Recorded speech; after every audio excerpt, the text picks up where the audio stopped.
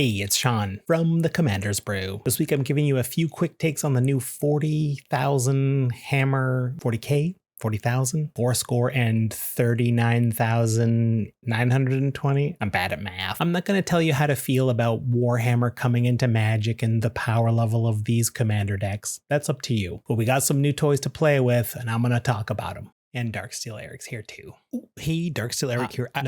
No. Not during a set review. These are long enough already, okay? Not now. Okay.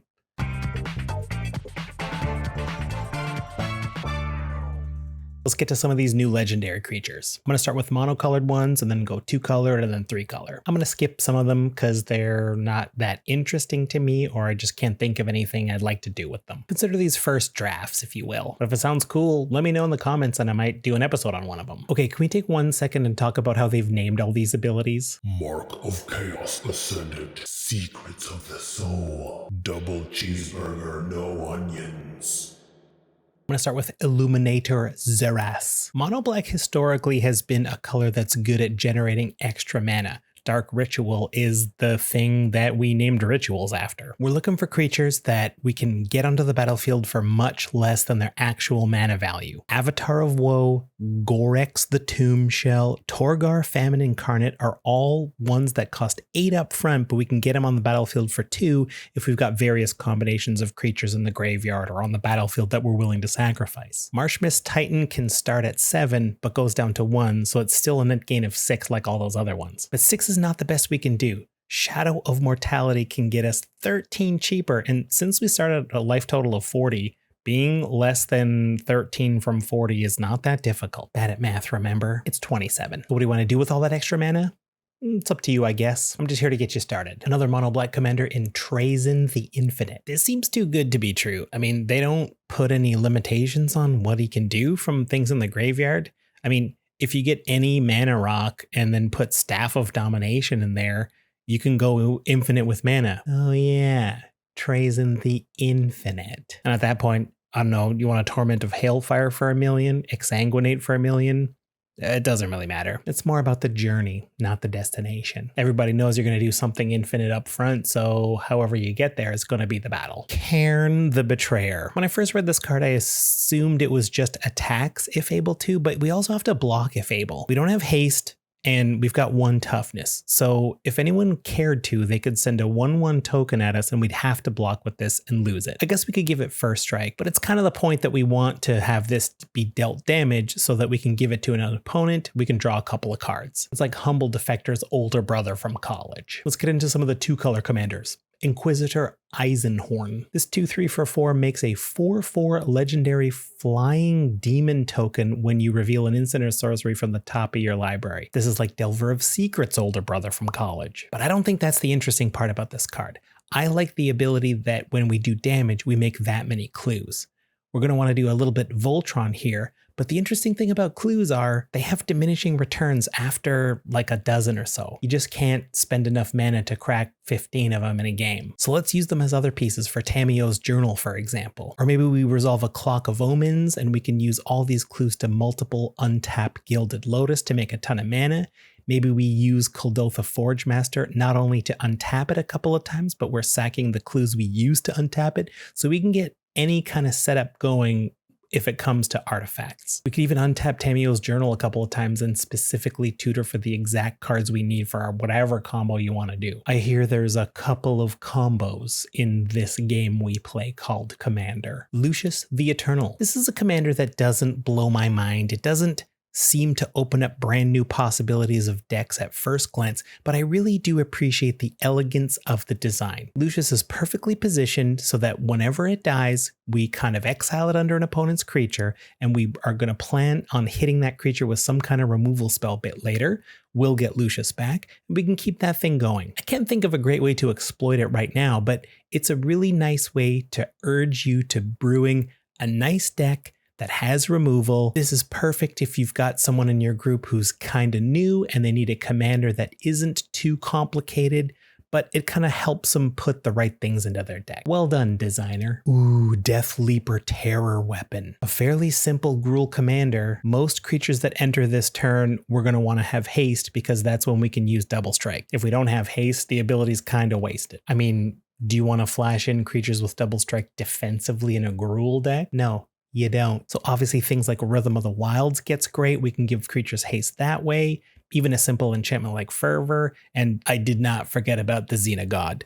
Now everything has double the power and toughness and double strike. Now that's Gruul. Neyam, Shai, Murad. Very political Orzhov card. I like it a lot. You can make all sorts of deals where I attack you, you let Neyam through, I'll give you back this thing to your hand, and you give me back this thing into the battlefield. Does that sound fair? No, your thing's too good. Okay, how about this thing?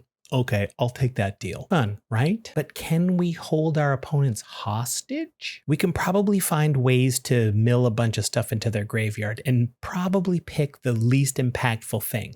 But we can manipulate our graveyard so there's only one permanent and make sure it's a doozy. We can use stuff like Murderous Cut, delve away all the permanents we don't want them to give us back. Timurit, Chosen from Death, is a card that we could just activate to take out permanents we don't want them to pick. And we got plenty of cards like Unmarked Grave or Final Parting to actually put specific cards in our graveyard. Entomb does so at instant speed. And then something like Burning Room Demon is something we can get back from the graveyard, and it sets us up for the next time Neyam hits. I like the mean version better. What does that say about me? Grayson, Starn, Kellermore. Honestly, it feels like I'm just saying random syllables. The key with Grayson is that it is Grayson himself who does the damage. Give him lifelink and we're gaining all that life 2 at a time. Death Touch means every ping will certainly kill the creature when Grayson fires his death-touching pistols at them. Heck, give him Infect, and now if we can ping our opponents for exactly one, Gerson? I don't know. Gerson's doing 2 infect damage. Just be careful with something like Pyrohemia. Gerson will do that extra 2 damage to himself. But a Goblin Bombardment is Gerson's best friend. Okay, I thought about saving this one for last, but this is easily my favorite legendary out of the whole set. Magnus the Red makes all your instants and sorceries cost 1 less for each creature token you control.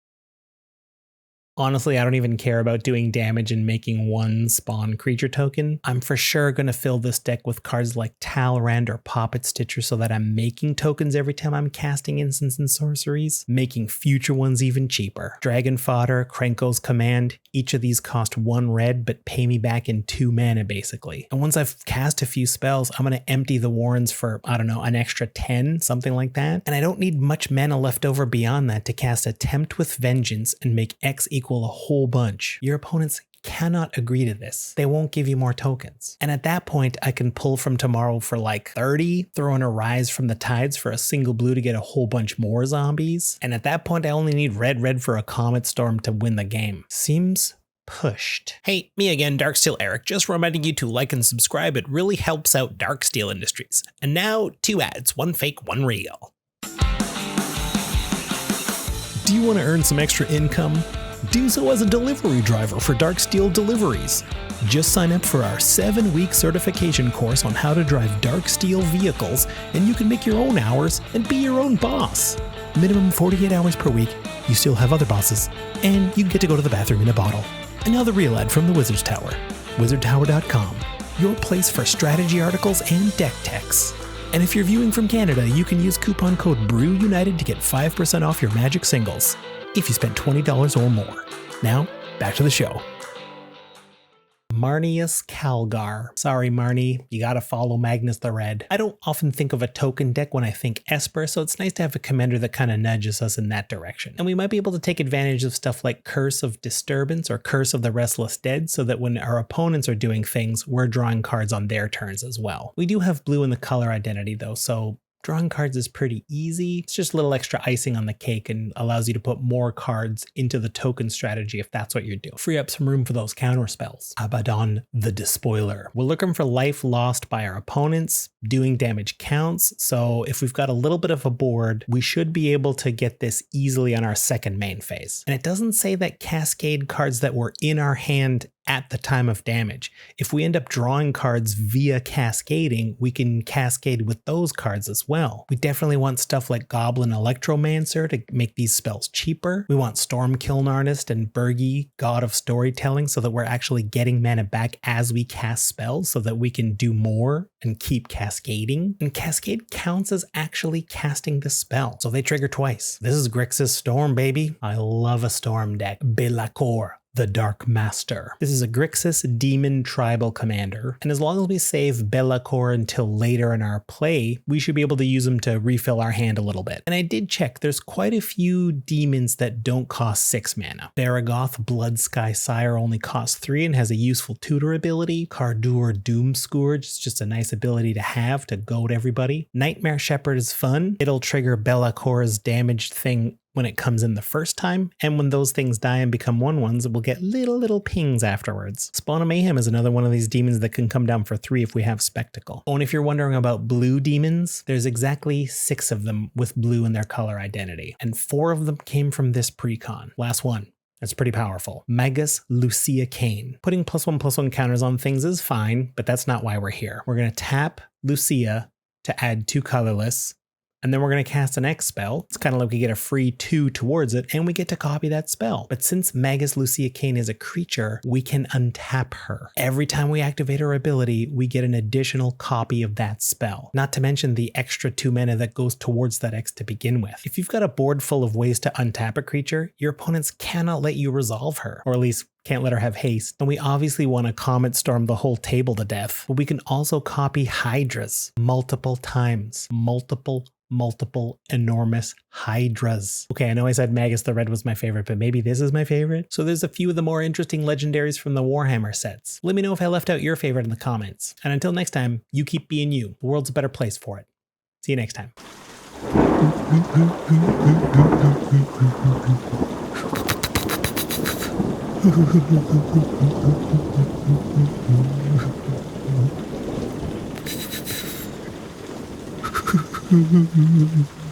I just wanted to say my thing.